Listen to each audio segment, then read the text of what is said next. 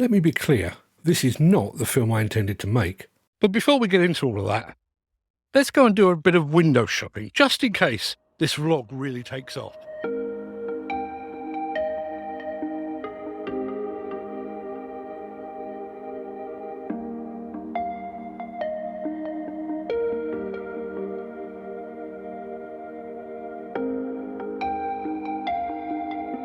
The film I intended to make was going to be shot in 4 different locations, but fate and the British weather had other ideas.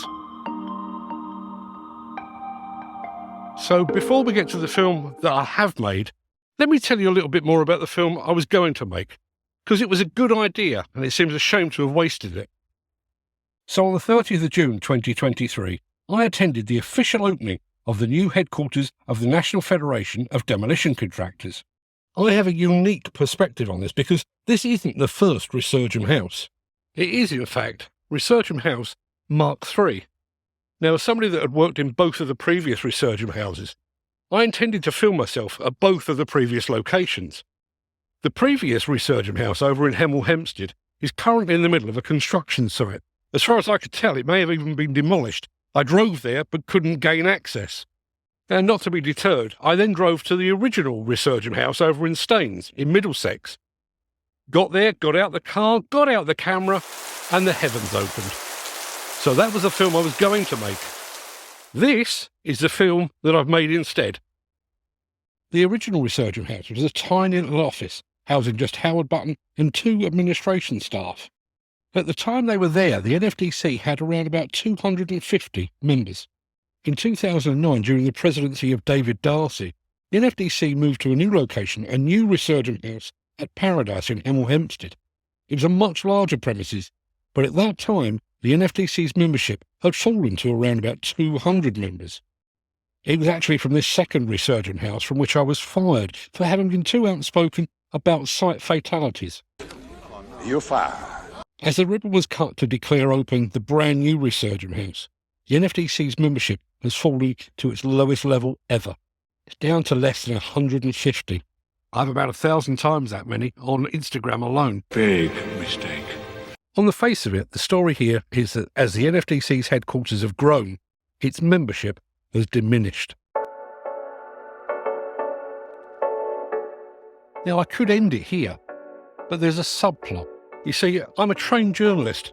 It's the only proper job I've ever actually had. I've been educated in story structure and flow, about taking the reader or the viewer on a journey. And over the years, I'd like to think that I've produced 1 or 2 decent articles, produced 1 or 2 nifty turns of phrase. There is, however, one journalistic skill I've never quite mastered: objectivity.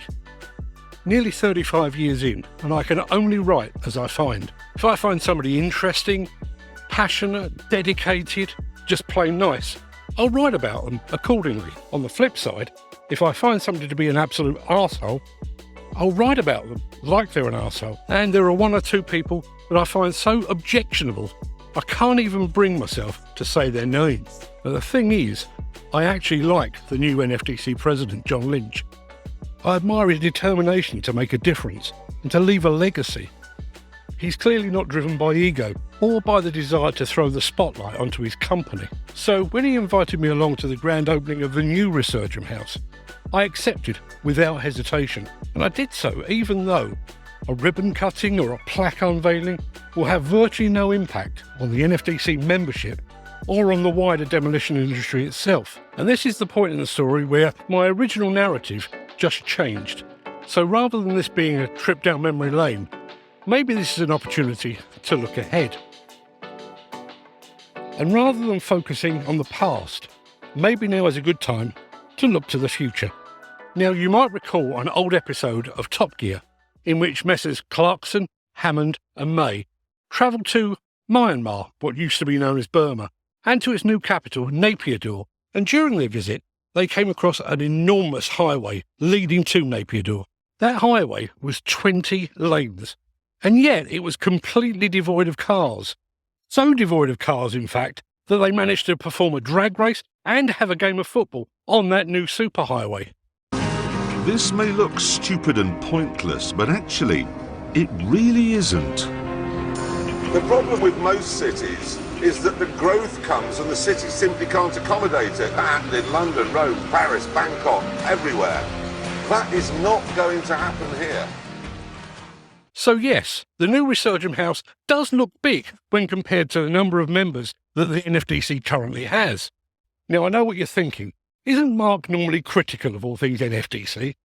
And you're right, he is. But there is a possibility that just for once, the planets may have aligned for an incoming NFDC president.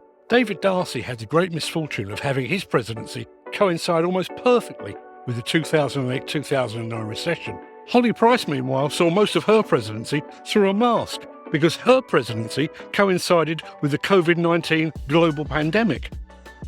Now, it's true that John Lynch's presidency started a matter of hours after the Competition and Markets Authority handed down fines of almost £60 million in a bid rigging scandal involving 10 NFDC members. But John Lynch is a new president with a new CEO and a new head office.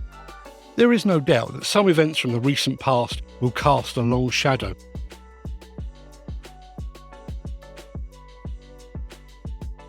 Nevertheless, John Lynch has the opportunity to start with a clean sheet of paper.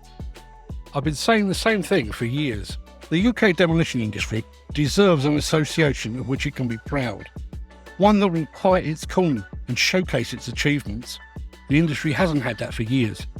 But with a new president, a new CEO, a new head office and a team that seems genuinely reinvigorated, the NFDC might yet prove to be the association the industry so richly deserves.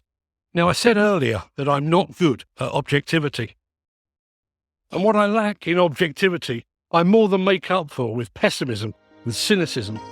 But as the ribbon was cut on Resurgam House Mark III, there was a bit of me that believed this could be the fresh start the NFDC has long needed. Maybe this really is a new dawn.